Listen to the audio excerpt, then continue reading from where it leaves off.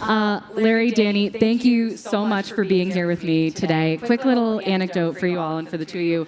As I was on the plane here yesterday, I looked to my left and my right. Both people didn't know each other, playing chess.com. And lest everyone think that's a one-off, my colleague, Ellie Austin, here in the front row, also experienced the same phenomena. So just to get a sense of the room, how many here have actually played chess.com or are active? Wow, okay, almost everyone. That's amazing. The most important is who was actually a paying subscriber, though. That's what Larry cares about, number one. So Larry, let's start with you, because obviously you're well known for your investments or your accomplishments in the NFL, but what is it about chess.com that made you want to invest and made it kind of the next frontier for sports and entertainment? Well, I've been playing the game since I was 6 years old. My dad was actually on the chess team at Indiana State University, as well as on the football team. So it was something that we did all the time. Growing up in Minneapolis, there's not many outdoor activities in the wintertime, so you can familiarize yourself with a lot of, board games and things as such. And we played chess every single day. My dad would beat up on us all the time, and so it was something that I really loved and really appreciated. I competed at a youth level. It really helped me actually through some difficult times, being diagnosed with ADHD and, helping me kind of slow down my thoughts and be more strategic. It helped me in the classroom as well. So, it was a lot of really positive things that came from chess. And so that's one of the main reasons I love the game so much. Yeah, it feels like a lot of athletes are going from athlete to investor. Is that a trend you see happening more and more? Yeah, I think guys have more knowledge now, and I think it's fashionable to be able to do it. But, in terms of things that I like to invest in, chess.com being one of them, is like things that I actually enjoy, that I can add value to. Thinking about, our Blitz champs, what we were able to do for the last 4 years now, bringing NFL players together to compete. And unfortunately, I've never won it before, but I've gone deep into the playoffs, and it's been a lot of fun to be able to see the game grow and, seeing my kids play and so many friends involved as well. Excellent. Danny, now for you, I want to know about what is the next frontier of chess.com, because it's been this kind of cultural phenomenon thanks to Queen's Gambit and others, but now it's really taken off, especially on social media and streaming. What do you see as your next wave for chess? I think you kind of nailed it. The next wave is everyone is playing chess on their phone more than any other game. It's been exciting to see what's happened, because when I grew up, chess as a chess prodigy trying to make it, chess was not cool. Chess was a thing that you did or you didn't talk about that much with your teenage friends. And the next generation, my kids and their friends, don't feel that way at all. There are so many things about chess that they find better than other video games. They love the community aspect of it. So I think for us, the first box has been checked, which is more younger people playing chess is a good sign for the future.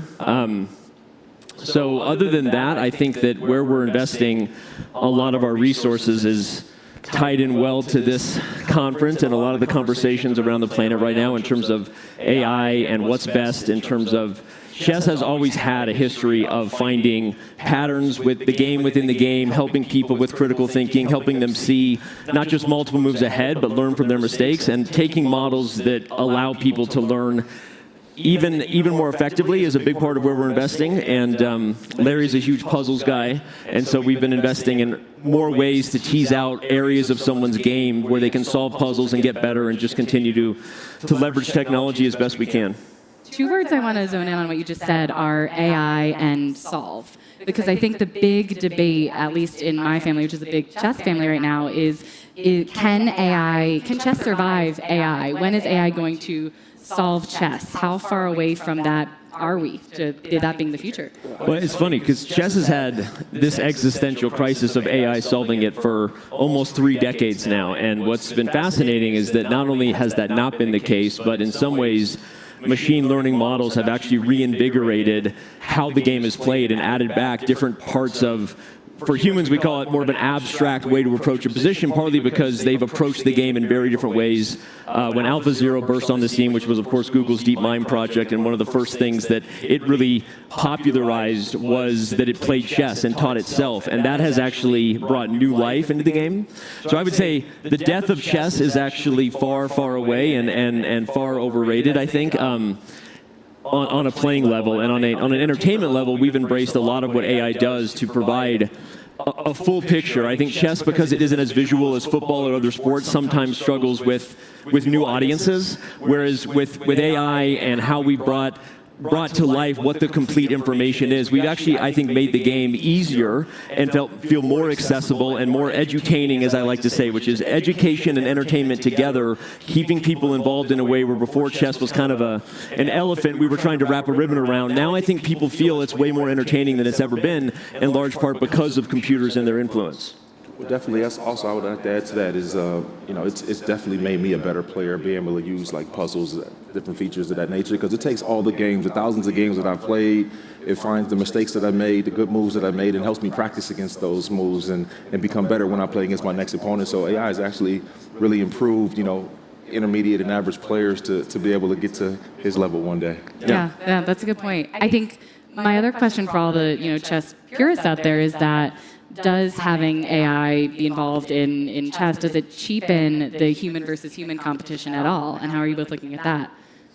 It's funny. I think that it depends on which filter you want to view that through. But I think that as long as AI is helping people become better versions of themselves rather than maybe looking for areas of yourself to shut off, which is a larger conversation in terms of how a lot of people are using ChatGPT and other things, chess has actually always been influenced by computers. From when everyone remembers Garry Kasparov and Deep Blue and IBM in the 90s, we've always had a relationship with big breakthroughs in technology. So I would actually say that chess players and the culture of chess has embraced where computers can make them better, but it's still a human versus human thing that we care most about. And I don't think that AI is actually close to replacing the human battle, even if they are influencing how the humans are playing chess right now.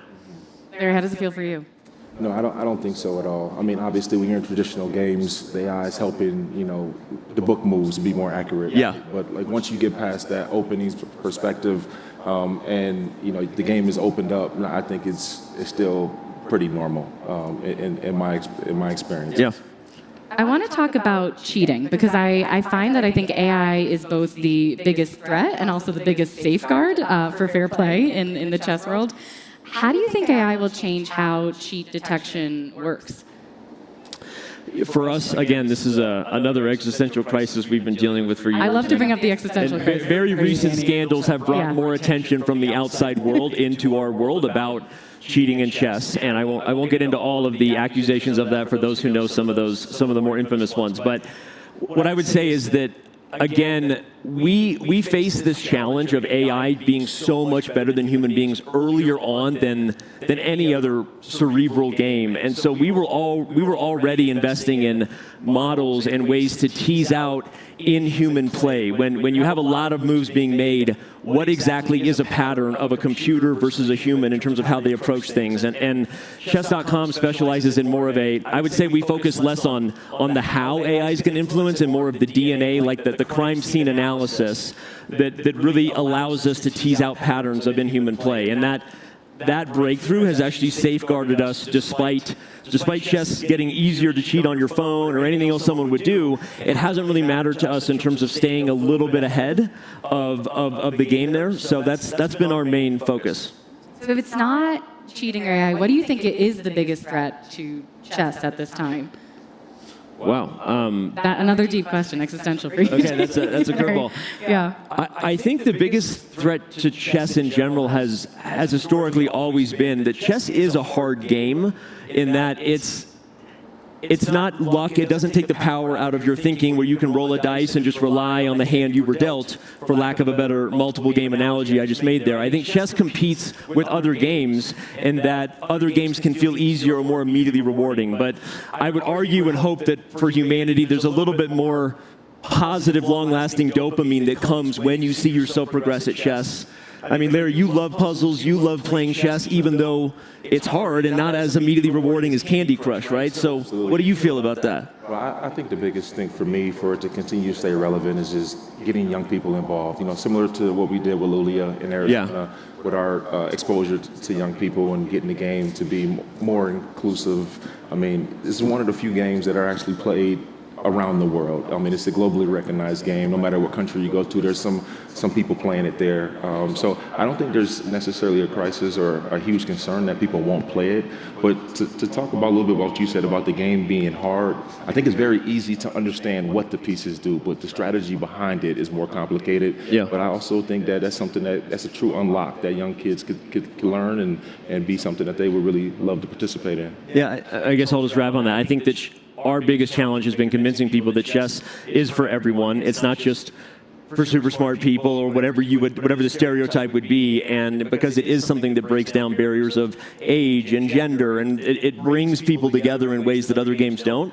So our biggest challenge has just been letting people know that, kind of getting the message out there. Yeah. I'm going to come to the audience for a question in just a second, but before I do, so keep thinking. Larry, I want to talk about what you said about the virality and how chess has just taken off around the globe. It's exploded on Twitch, on YouTube, on all types of social media. Now comparing it to regular sports leagues, as someone who knows the NFL in and out, do you think that sports leagues are too slow in adapting how fans consume their competition online? And what lessons can they learn from what you've seen on chess.com?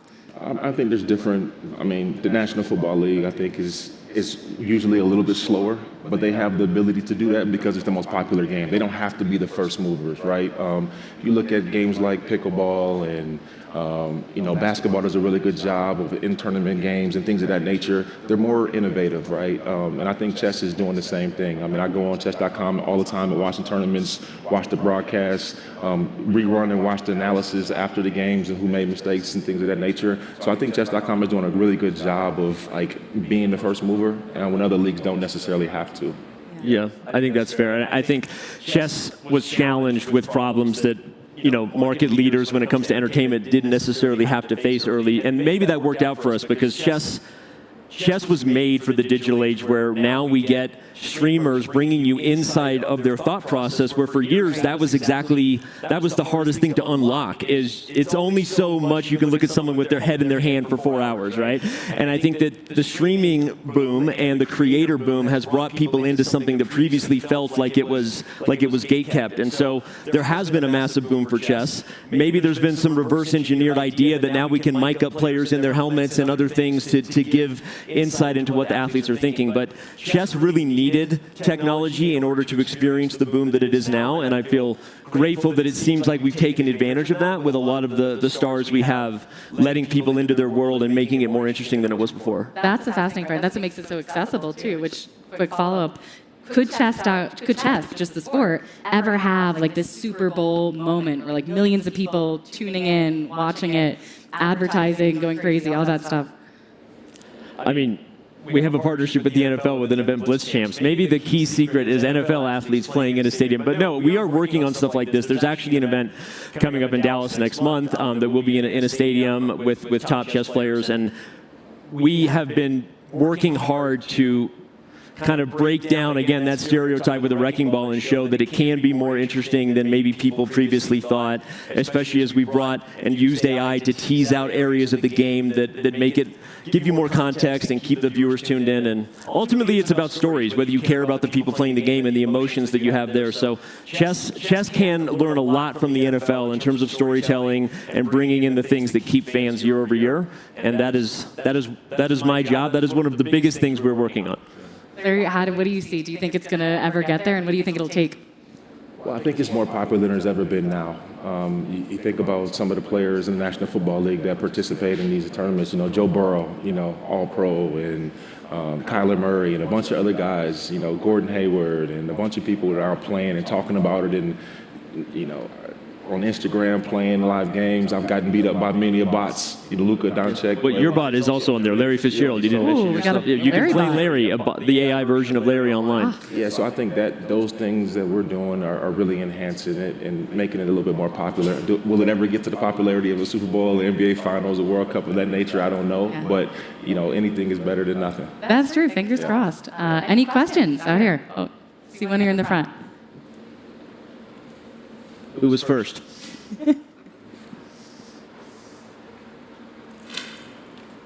Hello, everyone. Rick Chavey, CEO of IX. We do no-code modeling to replace enterprise logic. And my question would be, as you think about chess.com, why not apply this in a business setting? So business strategy, move, counter move with your competition, feed it the data, work with companies to create the scenarios. But is that something that you could see taking advantage of? It's interesting. I'll have to talk to Eric, my co-founder and CEO, on the product roadmap. I mean, there is interesting discussions we've had on how chess.com became more of a B2B opportunity than just B2C, right? I mean, traditionally, we just love chess and wanted to make a great app that people wanted to use. And so the top priority is always going to be the subscription business and consumers who want to get better at chess. That said, when you grow to a certain scale and your users kind of become the product to other businesses wanting to reach your users, advertisers, and partners, we've been thinking a little bit more about maybe what those types of partnerships could look like. And that's actually an interesting idea as far as I don't know what the chess.com version of business game review would be. This was a blunder, this was a brilliancy, but maybe, I don't know. That's an interesting idea. I haven't thought about that. Saw another one over here.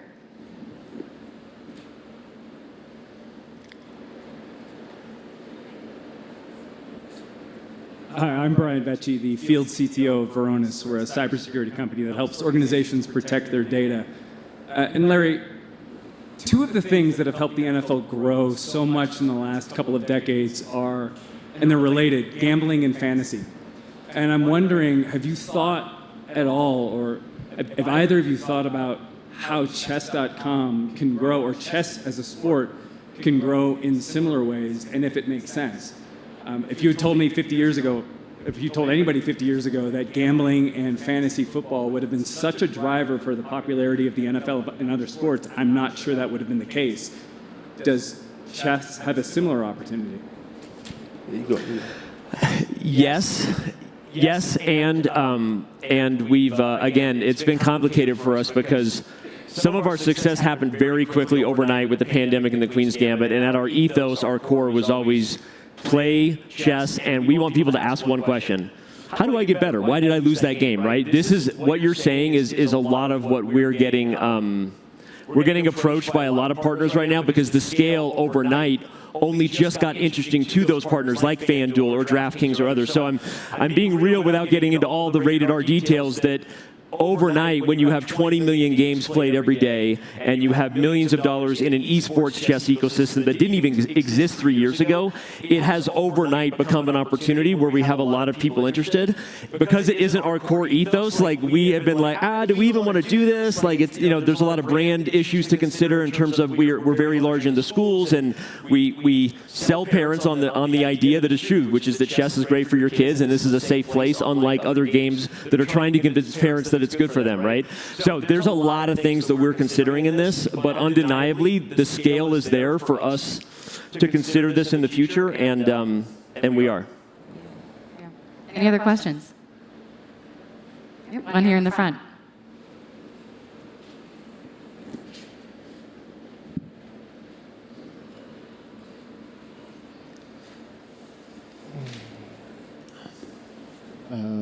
This has been awesome. Thank you so much. I'm John. I'm the founder CEO of 1440.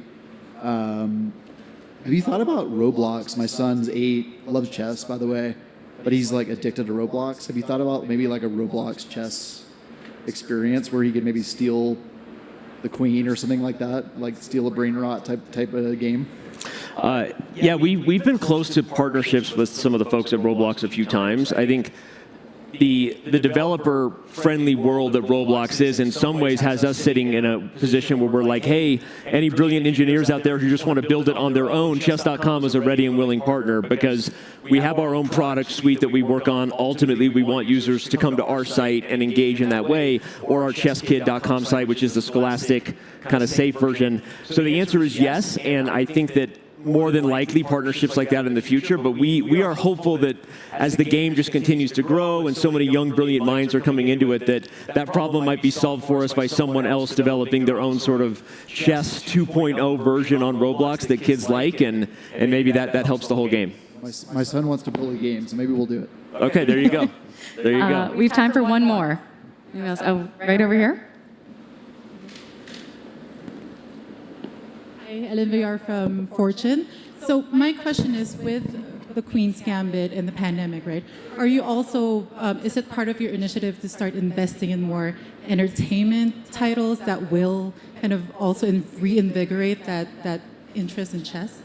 Did you watch? You were a Queen. Did you watch the Queen's Gambit? I know you were an OG way before Queen's Gambit, but you've seen it. Okay, because we've never talked about that. Yeah. Like, yeah. I was on it way before then. But you were so far before that, it didn't matter. Sorry, having a personal conversation. The answer to that is yes, and there are the things I'm allowed to talk about. There are 2 massive docu-series coming out. Like, think of a Drive to Survive for chess, an all-access, behind-the-scenes type of thing. Many know that for Formula One or Full Swing if you're into golf. Without getting into where those are going to live or what's happening in those discussions, but there's a lot of content there.